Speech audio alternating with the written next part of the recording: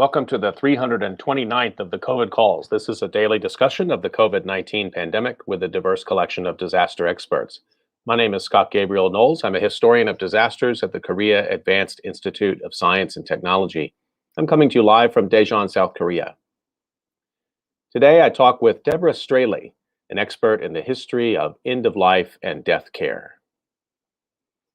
Just a reminder, you can usually catch COVID Calls live on weekdays at 6 p.m. Eastern Time. Just go to the COVID Calls YouTube channel to watch. You can also hear COVID Calls anytime recorded as podcasts on Spotify, iTunes, Podbean, or anywhere you get podcasts. You can also keep up with COVID Calls via Twitter using the handle @USOfDisaster or @COVID Calls. Please help spread the word and send suggestions for future guests and future topics, and please feel free to suggest yourself as a future guest. As of today, August 26, 2021, there are 4,466,841 deaths from COVID-19 globally. That's according to the Johns Hopkins University Coronavirus Resource Center. Rather than continuing to read so many of the national level COVID death numbers, which strike me now as inaccurate and a not good way to visualize the suffering of the disaster, I'm going to continue raising different COVID measures I'd like to know more about. And I've thrown that invitation open and like to continue to. If you have COVID metrics that you think are not being captured, send them to me at USOfDisaster or email me. This one comes from Twitter user @BabaLilith. Her question is, how many people have COVID and don't get tested or go to a doctor? Either asymptomatic or mild cases, or they're too poor to seek care, so they're not included in the stats at all. Another COVID measure we should be tracking. I've been reading a life story or a story of advocacy for those impacted by the pandemic, and I'd like to continue that now. The headline is Gwen Oak Funeral Director Carlton Douglas Treatment of the Dead Brings Comfort to the Living. This was written by Clara Longo de Freitas and appeared in the Baltimore Sun, August 24, 2021. As an elementary school student, Carlton Douglas had a firm grasp on what he wanted to be when he grew up. While most kids wanted to be a scientist, a veterinarian, or an athlete, he wanted to take a different road. "I want to be an undertaker," he said.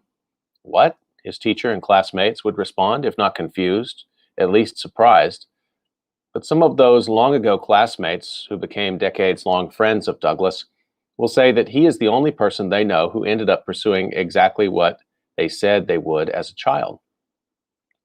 The funeral director and owner of Carlton C. Douglas Funeral Services in the Gwen Oak area has been in the business for almost 50 years with clients from Baltimore, the state of Maryland, and beyond. In early August, he was named Professional of the Year by the National Funeral Directors and Morticians Association, a historically Black association founded in 1924. Funeral Services is one of the oldest Black businesses in the country, said Douglas, who is a member of the association and was the Maryland state chapter president for 10 years. Black funeral directors started the association because they were not invited to existing organizations. His fascination with funeral services began with his grandmother, who raised a young Douglas in Sparrows Point, a Baltimore neighborhood, in the 1950s. When she attended funerals for her neighbors, she would bring him with her. At the church and the funeral home, Douglas would marvel as the impeccably dressed funeral directors smoothly conducted the service. After attending the University of Maryland Eastern Shore to study sociology, Douglas left for New York City in the American Academy McAllister Institute of Funeral Service, a school for morticians and mortuary science.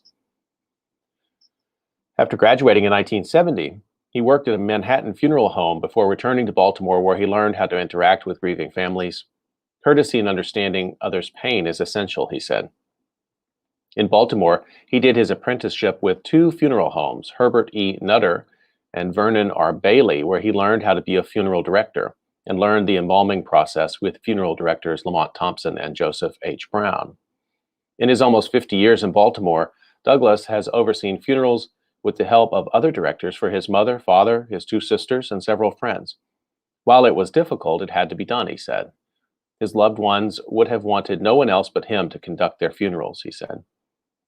You learn that mortality is inevitably going to happen, Douglas said. You just have to prepare yourself. And as a person who believes in God, you just know that hopefully when you pass away, you're going to a better life. In April of 2020, as the effects of the pandemic began to increase, Douglas told The Sun business hadn't spiked yet, but that it was just beginning. Over a year later, he couldn't say how many people he embalmed or how many funerals he conducted, but there were a lot more than pre-pandemic years, many due to COVID-19. After he receives a call from a family, Douglas sets up an appointment with them to discuss the person. He asks the family how they would like the person to look. He will often borrow a portrait of them to ensure the person who died looks like themselves. The pandemic meant Douglas needed to take extra safety precautions, such as using face coverings and personal protective equipment when embalming, he said. But the biggest toll was on the families, he said, who faced restrictions on how long the service could be and how many people could attend. During his career, Douglas said he assisted and conducted the services of several soul and jazz musicians, including David Ruffin, one of the lead singers of The Temptations, jazz vibraphonist Lionel Hampton, and the Queen of Soul herself, Aretha Franklin. Douglas is also a lifelong civil rights and community activist. He's currently an executive committee member of Baltimore chapter of the National Association for the Advancement of Colored People, NAACP. He expresses his activism through his radio shows, the Carlton C. Douglas Show on WFBR and the Frank L. Conaway Sr. et al. Show on WOLB with noted civil rights attorney Dwight Pettit. The Frank L. Conaway Sr. et al. Show focuses on Black businesses in Baltimore City, historically Black colleges and universities, presidential, state, and local elections, and social issues.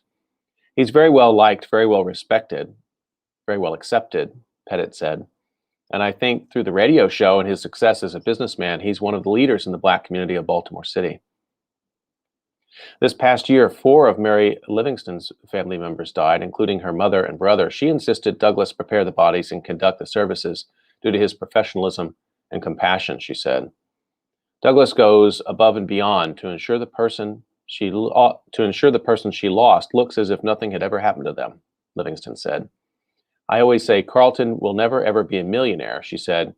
He will never own a mansion, but you know what? I'm sure there's a mansion in the sky waiting for him.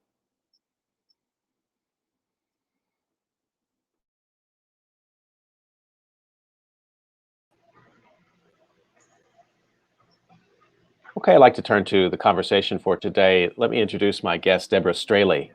Deborah Straley is a historian of medicine, technology, and care in American life. She's pursuing a PhD in history at Yale University. Current research investigates alternative end-of-life and death care since 1960. Deborah Straley, thanks so much for joining me on COVID Calls. Thank you so much for inviting me. So I'd like to start the way I generally do, just find out where you're calling in from and what the situation is there in terms of COVID. Sure. So I'm calling in from New Haven, Connecticut. We're in the red zone here, which means more than 15 cases per 100,000. That is to say, transmission's really high. June and July were looking pretty good. After the vaccines went into full effect for me and my partner, we went to an indoors wedding, which was the big outing of this past 18 months. Otherwise, I think I see a lot of people around still, we have mask mandates in effect. A lot of people still doing curbside things. We personally don't really go anywhere because we have a baby, but yeah, I think we're lucky to be in the Northeast, but cases are still rising. And what's the situation at Yale? Students are back?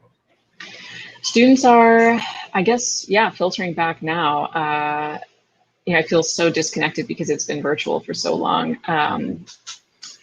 Students are coming back. We are in person, and masks are required. Testing is required for unvaccinated folks, but students, staff, and faculty, I believe all 3 groups are required to have vaccines. I wonder if you wouldn't mind sharing a memory of this pandemic time, something that really sticks for you. I know I keep saying this, it's not an impossible task, but I'm trying to get every guest to share one just to try to document these moments that are sticking in our minds? It is a great question. What comes to mind for me is, so before COVID-19 rose to the level of a pandemic, I had a student in my class. So this was January 2020. I was teaching, in person, as one used to do. And the student was an international student, Chinese, and he was coming to my office hours telling me how this new virus was affecting his parents in his neighborhood back home. And it was chilling to hear about like the elaborate disinfection systems his parents had come up with whenever they re-entered their home. And he was terrified for one of his parents as a frontline, I think, a physician. And yeah, so he was coming and talking to me about this, and also on top of all of that, about his inability to go home and be with his family. He had no idea when he'd be able to see them again. And, of course, I sympathized with him, but I absolutely didn't grasp what lay ahead for the world. And we kept meeting, the student and I, in my office hours, which turned virtual very quickly. And as COVID, spread across the United States, and we saw the, ensuing political response unfolding in the U.S.,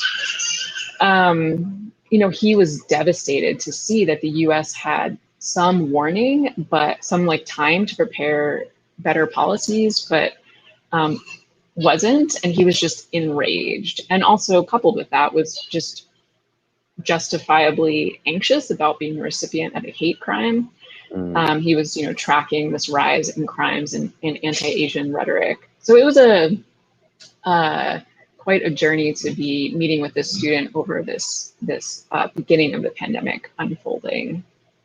Are you still in touch with the student? We haven't caught up in a while. I saw him a couple times over that summer, but yeah, I should check back in.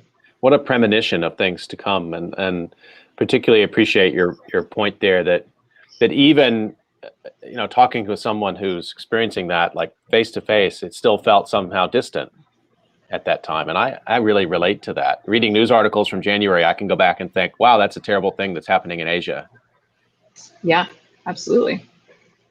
So you also had a baby during this time? Yes, I did. Maybe you can hear him. I don't know. It's just great. I love it. It's a wonderful sound effect. Yeah, just outside the studio. What was that experience like in the midst of COVID protocols and everything else? Bizarre, and really, I've been having such a dissonant experience of like intense joy, but also like despair. And what complicated things were, so I was pregnant basically the duration, from the very beginning of the pandemic, and then I had my baby in August of 2020, so he just turned 1. I was stranded in India when lockdown happened there in March of 2020, and it was such a struggle to get back to the US. And then I re-entered my housing situation. I was living cooperatively with 11 other people, and it was just such a struggle. We were just in constant conversations about how to best protect our community's health, knowing that our house itself was going to be at a higher risk. Being pregnant during that time was really stressful. Now we know what the risks are like for pregnant people, that it's an elevated risk. At the time, it wasn't clear. So it's been a bizarre experience. I know it's been a source of real anxiety. I was watching the news daily to see, and talking to my health providers daily to see if I would have to be in labor alone. Yeah, it was really frightening. And it's, since then has been, again, a source of joy being with my son all the time, but the lack of childcare, which in the US is generally a problem, accessible childcare, but COVID has shut down a lot of childcare centers. And it's been, we've had this very small family unit. I've since moved out of that communal living situation. So it's just been me, my partner, and my baby. And I have no idea what parenting looks like for other people. So we're just, going at it alone here. but I feel really, really fortunate to have my son during this time. It's been a great source of happiness and fun and pleasure, which I know is not how most people are describing this period of time. Well, thank you for sharing that, and congratulations. And Thanks. it's important, I think, to be able to talk about joy in this time as well as despair, as you said, having both of those things. Excuse me. I wonder, who were you able to turn to for trusted information in those sort of critical moments when it was not so clear if it was safe to go into a clinical environment, or how to get postnatal care and those kinds of things? I've talked with several people on COVID calls who are experts in this area, both in psychology and mental health support, but also doctors. And I've gotten a lot of different kinds of answers about how they communicated with patients. Yeah, I mean, I was in touch with my midwives. I also, I study the history of medicine and public health, and that has put me in contact with practitioners. So I was reaching out to them to ask about the latest stuff. I mean, I was certainly in a privileged position when it comes to cutting edge research and access to what's going on. I have friends who are doctors, who are teachers at Yale School of Medicine, who are researchers. So I really, turned to as many people as I could, and also worked on disseminating that information through my housemates, through my contacts. But it wasn't significantly different from what other people had access to through the CDC. So, I continue to revisit the CDC's ongoing reports on research. Just a quick reminder, you're listening to COVID Calls, and I'm talking to Deborah Straley today. Deborah, let's turn to some discussion of the work that you're doing, and I think starting by talking about your dissertation project on death care activism. Take us into this project. I think just defining some terms, even like alternative death care, understanding what death care activism is. Set the stage for us. Sure. So, as you said, my dissertation explores alternative death care in American life since roughly 1960. I think when we think about the 1960s in the US, it's sort of cliche to describe American life as turbulent, but I'm arguing that there's some turbulence around how people think about and carry out, death and dying processes. So I think there were events going on in the 60s that sort of initiated radical changes in how people died, where they died, what happened to their bodies, and the rituals and meaning that people brought to end of life care, death preparation, memorialization, and I'm really interested in what I've been calling kind of death care activism, and this is really a broad term that reflects historical actors who are responding to dissatisfaction with the kind of care that they are receiving or their loved ones are receiving at the end of life, and the kind of care they were seeing or expected to receive in death. So to add some texture to what I mean by that, so you had activists founding and staffing AIDS-specific hospices when they were faced with exclusionary criteria from mainstream hospices. Hospices were really expanding in the 1980s, but as AIDS appeared on the horizon, it became a means of excluding people from accessing hospice care, which really itself was a kind of death care activism that revolutionized at the time. Now hospice is more mainstream, but at the time it was a really revolutionary form of care that expanded from just treating a patient to treating their whole family. So seeing a person in their larger relational context, that itself was I think a kind of activism. What you were describing in your opening story, excuse me, about a funeral director who's also an activist. We see a lot of in history civil rights funeral directors efforts. I think that's a kind of death care activism. So their efforts to lend not only their technical expertise to working with traumatized bodies, but working with using their material wealth to fight white supremacy. So there's examples of, white vigilantes who are trying to pursue Black leaders, and funeral directors assisting them by sheltering them in the funeral home and then facilitating their escape in hearses. So kind of using all of the tools of their trade to support the community much more broadly. Yeah, and I could go on and on, but well, I'm glad that you pointed that out. I didn't know, I found the story of Carlton Douglas fascinating and important, and buried way down in the story was his role as an activist. And I'm glad you, of course, picked up on that, because that must be something you're tracking in the dissertation as well. Does it become a forum for civil rights? I mean, in the 1960s, there are a lot of Carlton Douglases out there who are sort of taking a lead in the civil rights movement, in part, I guess, because of the reach that they have in the community and the trust they have in the community.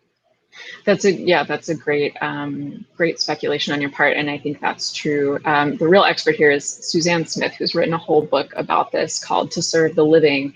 But from what I've gathered from her and from other sources is that when you think about the kinds of economic discrimination common towards Black Americans, funeral directors that was one profession that was sort of exclusively, it was a profession where Black Americans could ascend to higher income status, and because of that, they became leaders in their communities. Obviously, I'm speaking really broadly here, so excuse that. But yeah, and then also having a funeral home becomes a center that can be used for multiple purposes, for community meetings, for kind of out of the eye of white community members who might be looking to police activist gatherings. So it's really interesting to see how funeral directors were active in the civil rights movement and lent a lot of support to the movement. So you were telling us about this term that you're developing, death care activism, and there's also this concept of alternative death care. So is that the sort of the origin of hospice? Is that what you're referring to there? Or are there other kinds of alternative death care practices that you're tracking in the work? There are other forms of alternative death practices. So these are terms that are somewhat fluid as I figure out what most accurately describes the history. But what I first was looking at was prior to hospice, looking at these funeral and memorial societies, these groups of people, kind of grassroots efforts to identify, what funeral homes are charging in your community, what are cremations available, what does body donation look like? And these people were compiling that information and putting it into, information packets, manuals, and circulating it to people who were joining these societies. And the purpose was to make funerals simple and affordable. So this is happening in the late 1950s and 60s in response to the funeral industry's monopolization of what death should look like, what death care should look like. The cost of funerals was exorbitant. You had, I don't know if you're familiar with Jessica Mitford's book, The American Way of Death, but there was this moment where she kind of exposed the whole funeral industry as essentially it's a business and people are trying to increase the bottom line. So there was a lot of alternative death care that spun out as a response to that. And there's I think, a rightful place for kind of this traditional funeral, which by that I mean an open casket with an embalmed body presided over by a funeral director, who coordinates with the family and the place, wherever the person died. I think there's a real place for that, but alternatives start to crop up alongside that, and certainly have been around for a lot longer. Also, but so the funeral and memorial societies start to build up. They still exist today.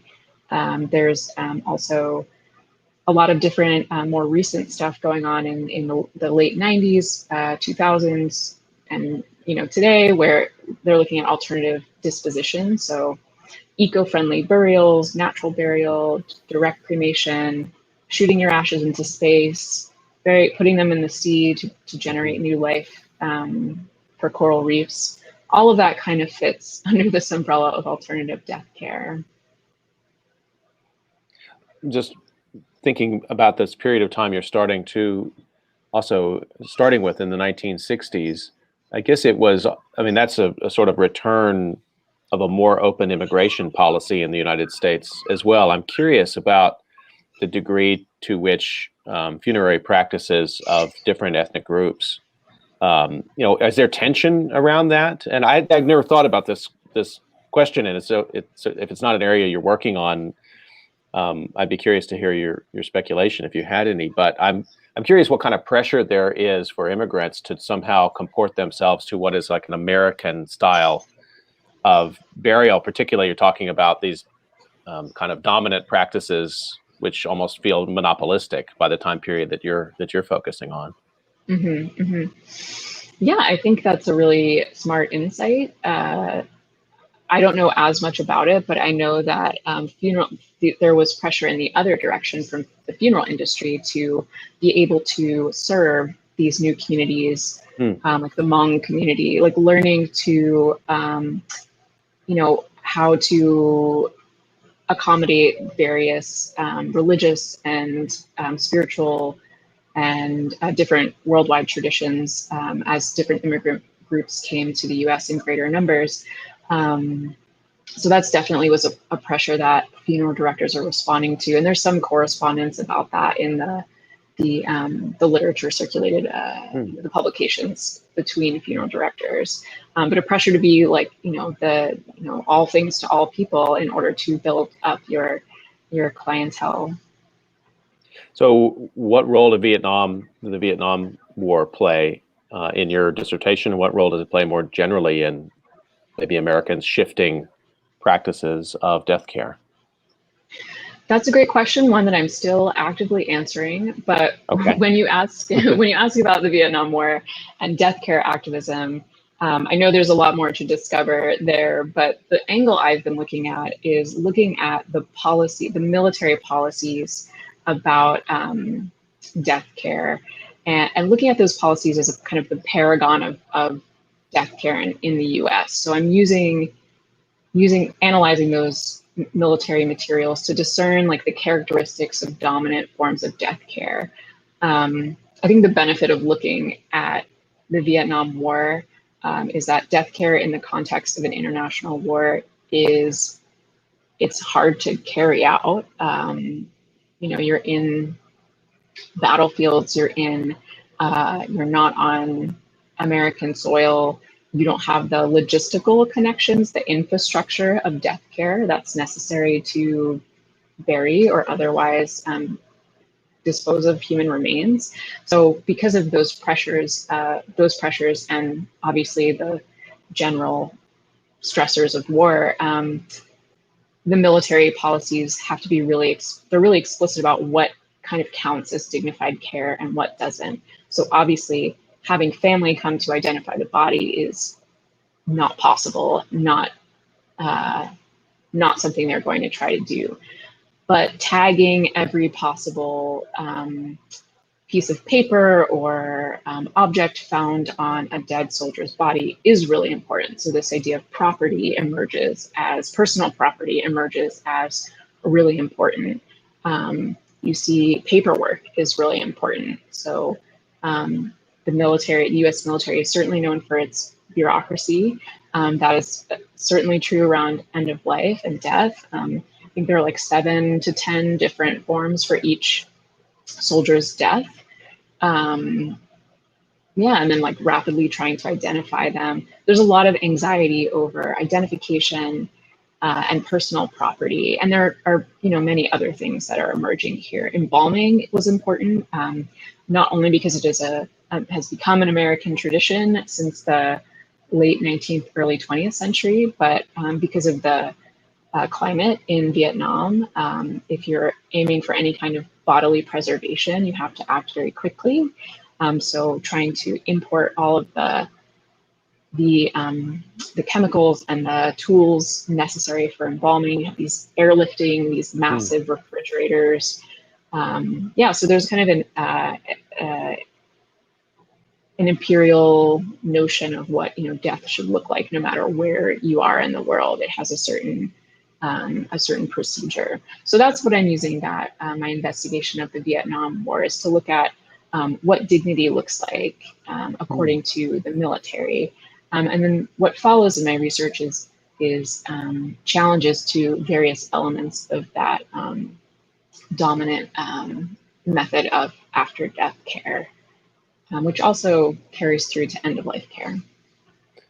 I'm really glad you're working on this. I mean, it's such a fascinating area, and one that I have so many questions. Like, for example, so you're working with this a military case, a case of war, which I'm only guessing is partially because there's so many good sources there to work with. But maybe that's not a good assumption. I mean, what do you have to work with in terms of telling that story? Just the one that you were telling us right now. Yeah, so I'm working with some. I spent a lot of time at in the National Archives, and just astounded by the number of documents.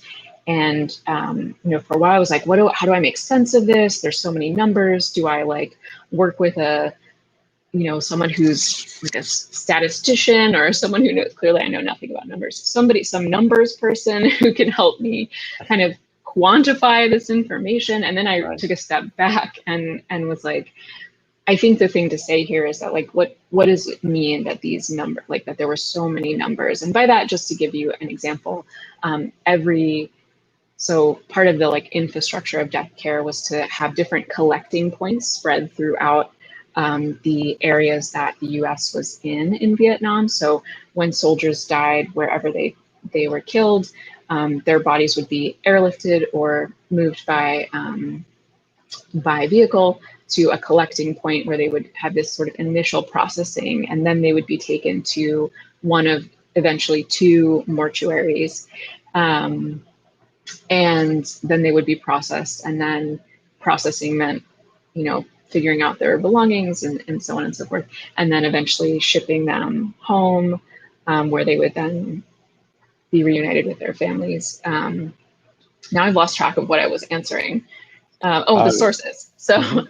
So each collecting point would have a daily total of deaths, who died, what their nationality was, where their remains went next, and that would where their belongings went. That would be weekly totals, monthly totals, and then there'd be sort of this report generated. And so for each collecting point, there's 15. I don't remember exactly off the top of my head. You just have massive amounts of information, week after week, month after month, year after year, that speak to the importance of tallying.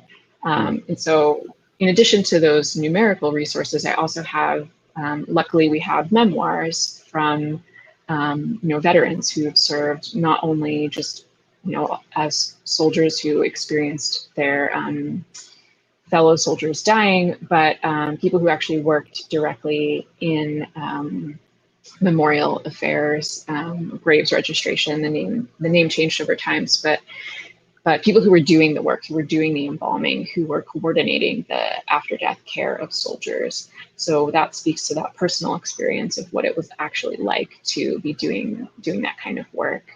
And I'm hoping to do some oral history interviews as well. Well, listening to you describe this problem of quantities, I've been very resistant to the war metaphor for COVID. Because I felt earlier in the pandemic, particularly because I felt like it gets mobilized in ways that I don't like, frankly. That puts power in certain places and dampens down our concern for things that we should be worried about. However, I have to say, what you're describing here, I feel like people have been struggling with in terms of the death counts.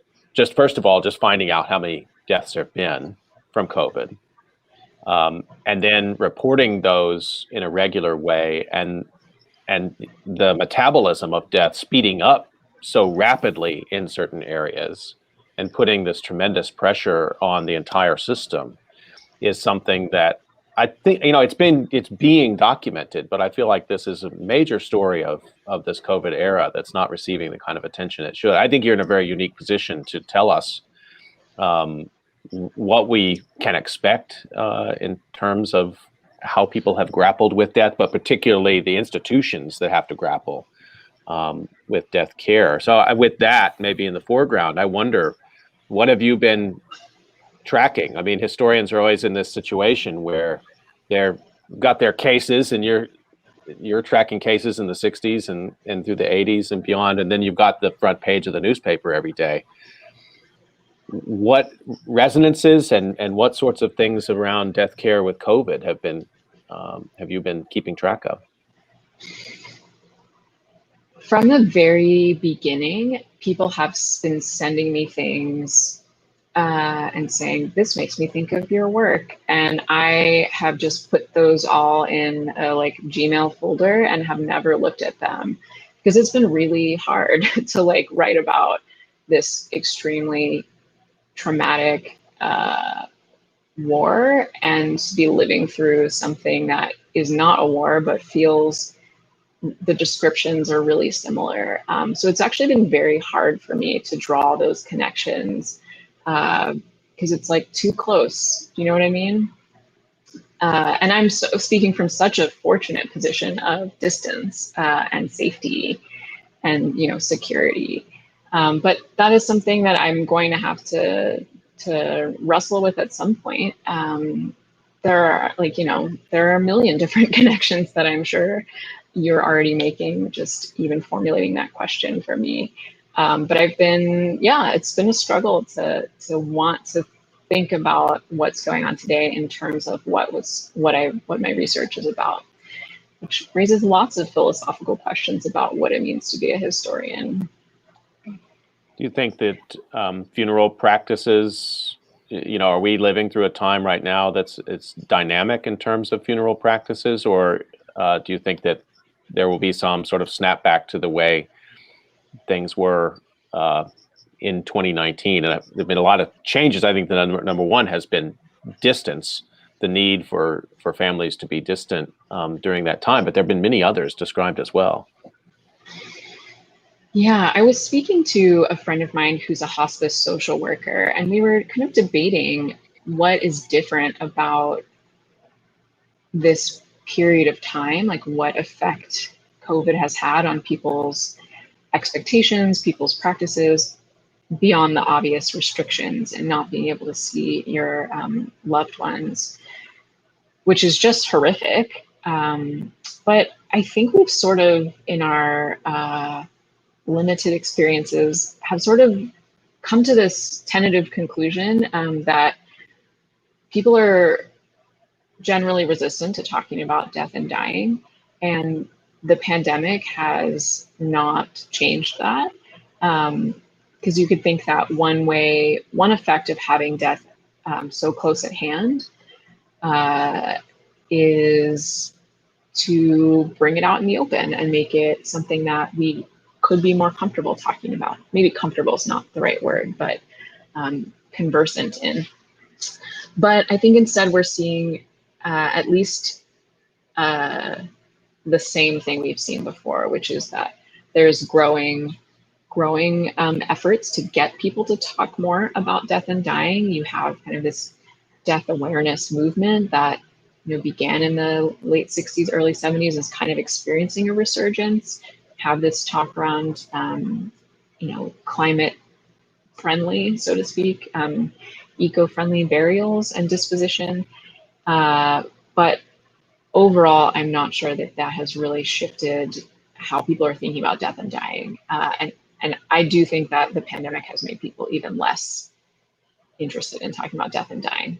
That being said, I'm a little out of touch because I've been caring for a child for the past year. But and I also think we're right in the middle of it. I think it's hard to say how this is going to change. I mean, you've been talking to many experts. I'm curious what your insights are.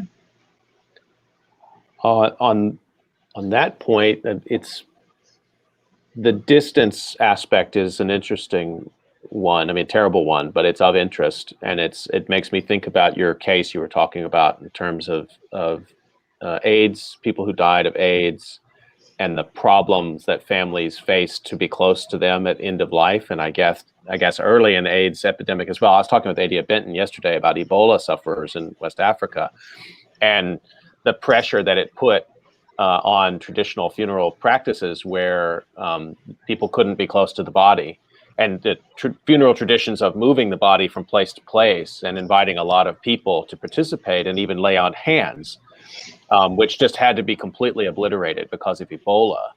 And I think AIDS is slightly different, but we're in the same sort of discussion there around a really jarring shift in the proximity that people can have to a loved one as they die and then after. And COVID has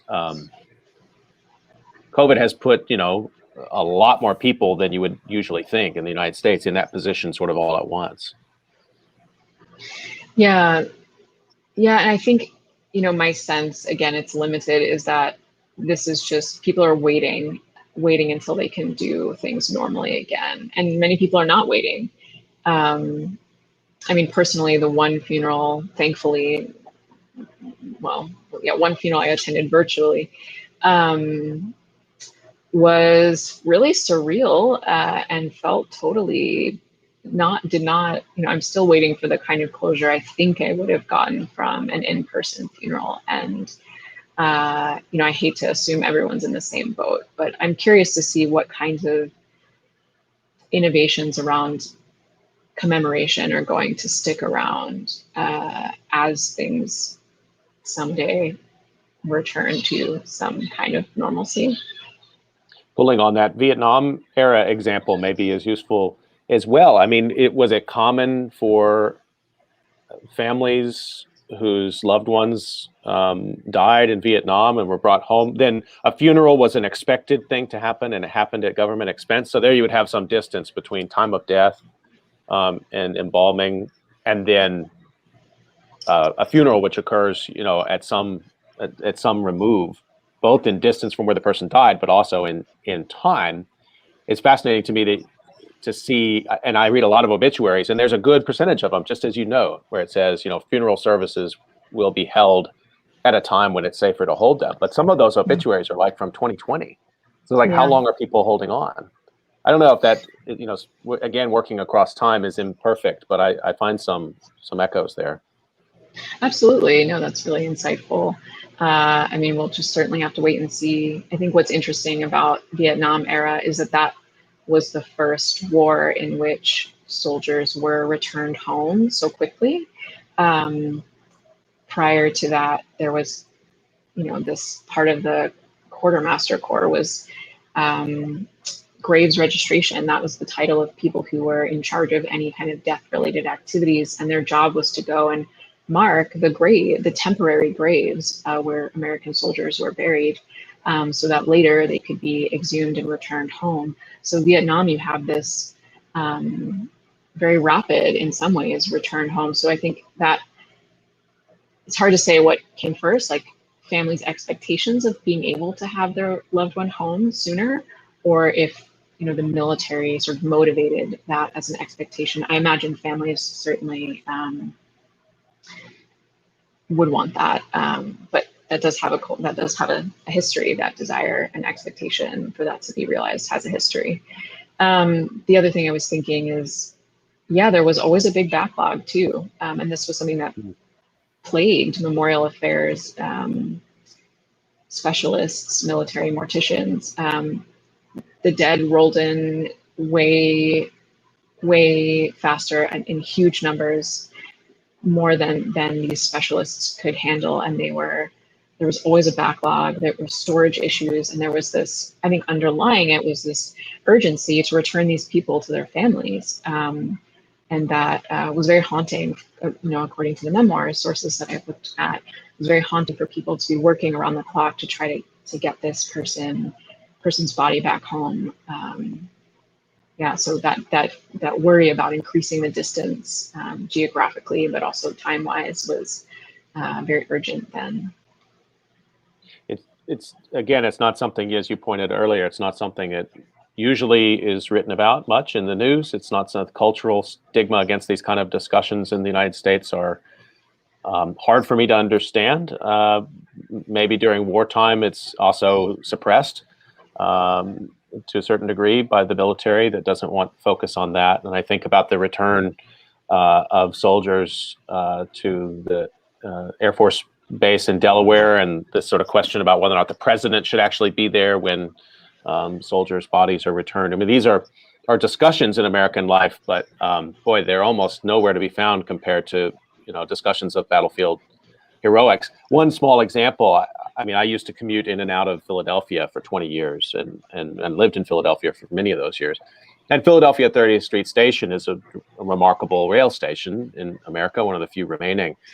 And I was stunned. I don't know why, but I was stunned when I discovered that there was a space in that station that had been used as a temporary mortuary throughout World War II because they were moving so many of the dead soldiers up and down the East Coast by rail as they returned them to their families. And it's just had never, and there's no marker, there's nothing. But it's such an important part of the story of that building and the function that it served in American life and Philadelphia's life, but it's just nowhere to be found. And I guess it provokes, and what I want to ask you is also about sort of memorialization in this regard. And so, how does that factor in the function of long-term memory of death care? Is it mostly just forgotten and passed away? It exists only in these mortuaries. It exists only in Carlton Douglas's funeral parlor, and that's what you get as the sort of memorial of this very important practice? That's such a good question.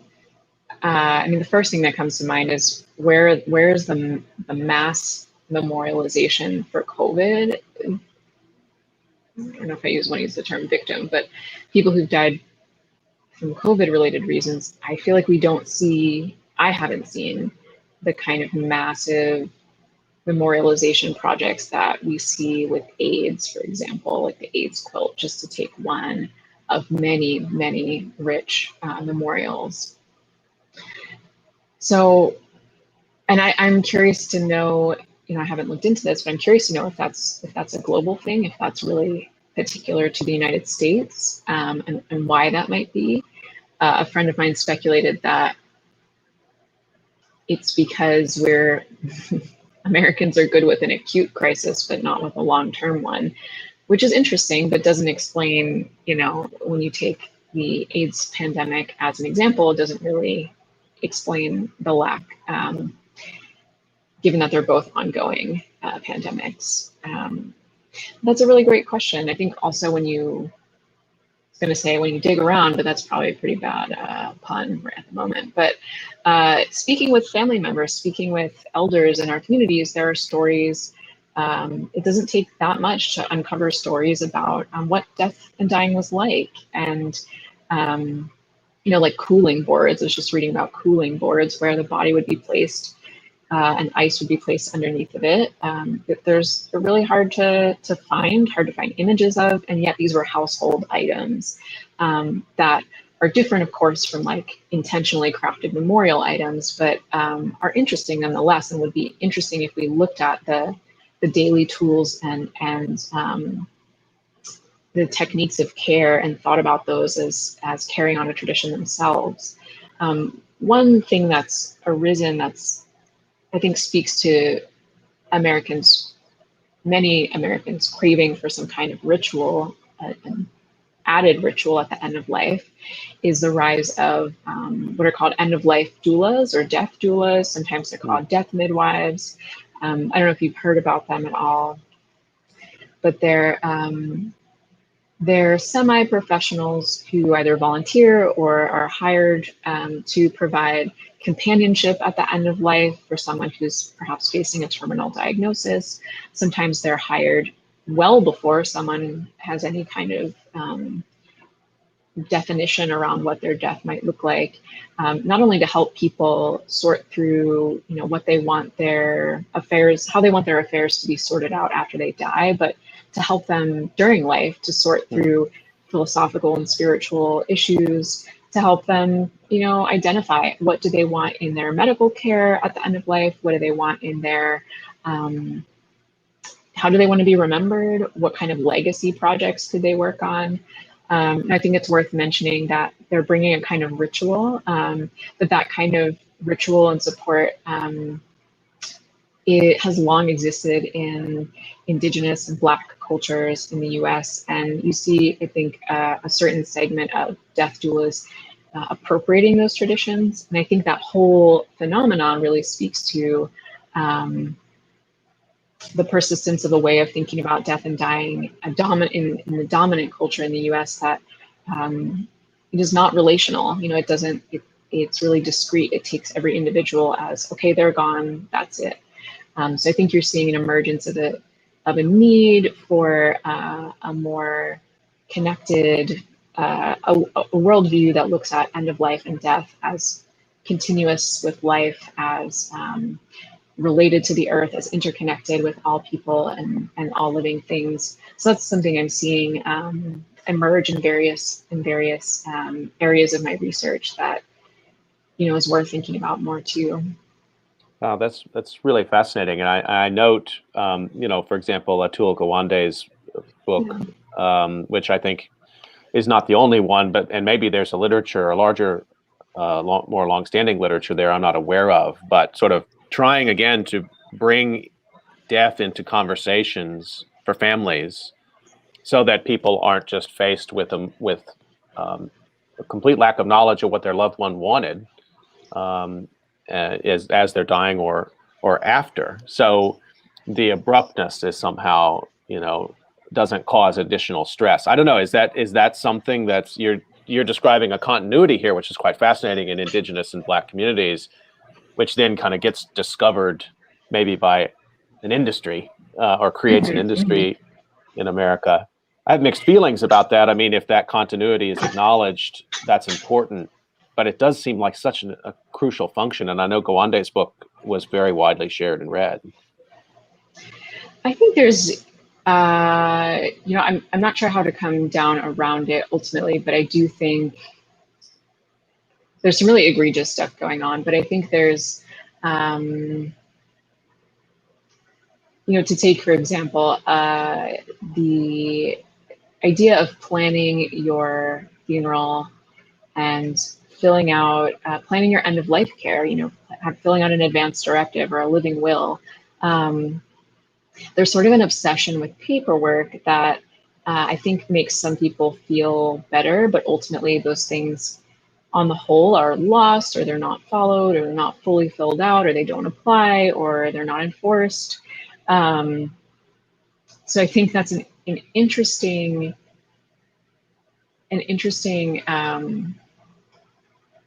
how do I say, perversion is a word that's too strong, but it's sort of twisting of this idea of planning and embracing the end of life and that continuity that ends up getting bureaucratized in a way that doesn't ultimately change anything, that might be worrisome about end of life care, and doesn't ultimately make it better for the person who's going to die. So I think you see mixed things there. I think there's really great work being done in this area by the Collective for Radical Death Studies.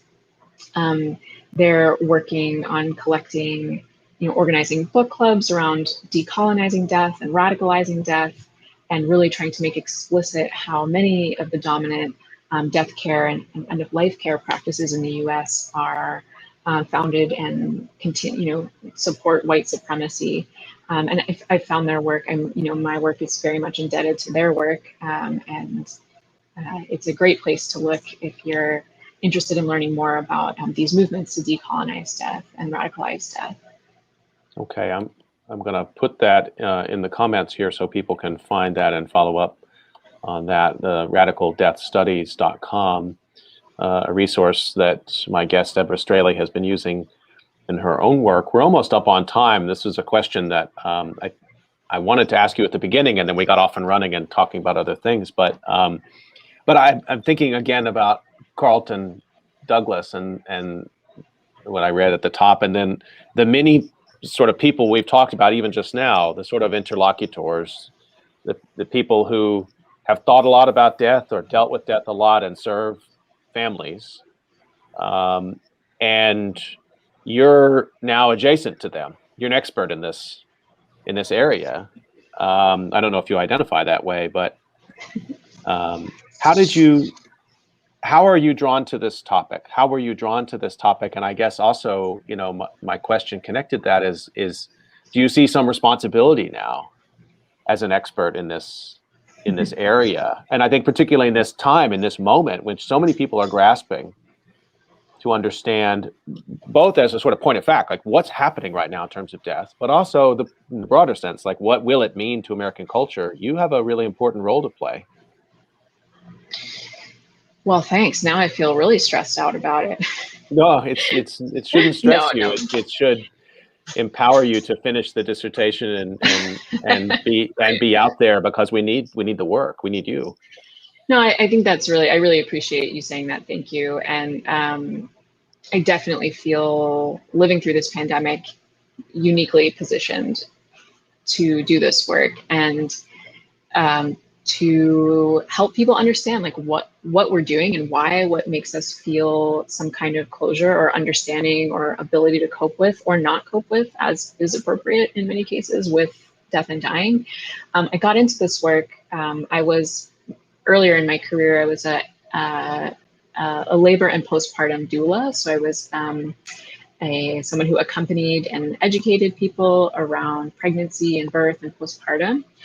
And I found as I was doing that work that it was, so I studied philosophy as an undergrad. So I'm always having these like big questions bumping around in my brain. And I found it was hard for me to understand how to approach the beginning of life without some way of understanding how to approach the end of life. And those things felt more and more connected. And there were so many patterns in the kinds of medical care and interactions people were on the receiving end of at the beginning and the end of life. And so I actually entered my graduate studies planning to continue, gaining expertise in reproductive health and the history of reproductive health. I wanted to know, how did we end up this way? And I just found myself more and more drawn to the end of life. And I think there are so many parallels. And that what I'm learning is like at the root of this, I think what drives a lot of the alternative death care practices and death care activism is a recognition of relationality, that things are connected in ways that that dominant white culture, negates on a daily basis to, I think, all living creatures' detriment. And so I'm trying to trace that history through my work. And that's, I think, ultimately where I'm going with it.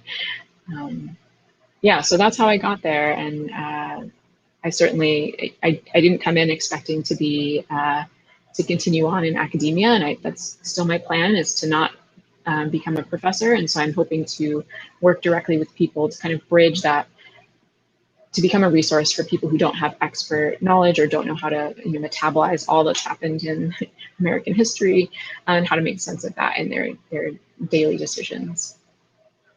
Just want to remind everyone you've been listening to COVID Calls, and you can catch COVID Calls weekdays at 6 p.m. Eastern Time. Be sure to join me for my next COVID Calls on Monday, when I'll be talking with the anthropologist Peter Redfield, and you'll definitely want to join me for that. And I want to thank my guest today, Deborah Straley, for a wide-ranging conversation and for sharing your experience of,